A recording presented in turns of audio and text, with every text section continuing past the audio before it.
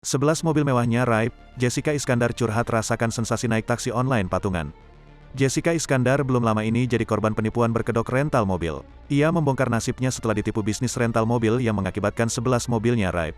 Pada sebuah unggahan, Jessica Iskandar memperlihatkan momen kala harus berdempetan dengan suami dan kakaknya, yakni Vincent Verhaak dan Eric Bana Iskandar. Jessica Iskandar terpaksa naik transportasi umum karena kehilangan sejumlah mobilnya. Diduga telah dijual secara diam-diam oleh pihak yang tidak bertanggung jawab. Wanita kelahiran 1988 mengungkapkan di akun Instagramnya ia menulis caption, "Sekarang bisa merasakan naik Grab lantaran mobilnya dijual Stephen.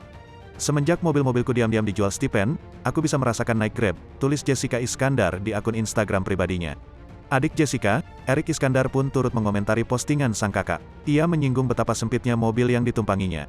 "Geser-geser, muat-muatin," tulis Eric Iskandar. Tak hanya itu, ia juga menyebutkan bahwa bayar taksi online tersebut dengan patungan jadi lebih hemat.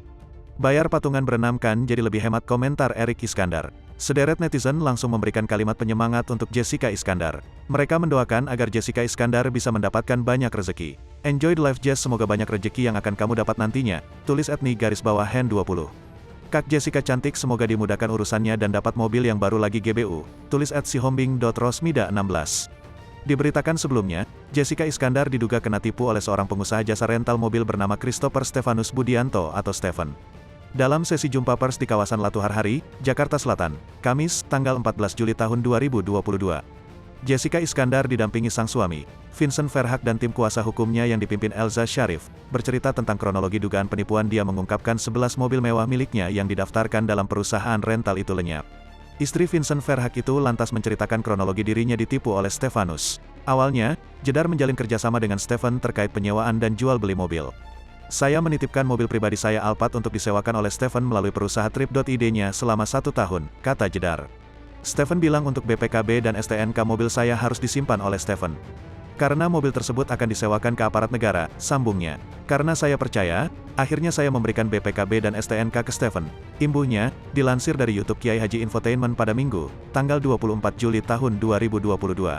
Waktu itu Jedar membeli sebuah mobil baru, Stephen kembali menawarkan kerjasama seperti sebelumnya, yakni dengan menyerahkan STKN sekaligus BPKB mobilnya.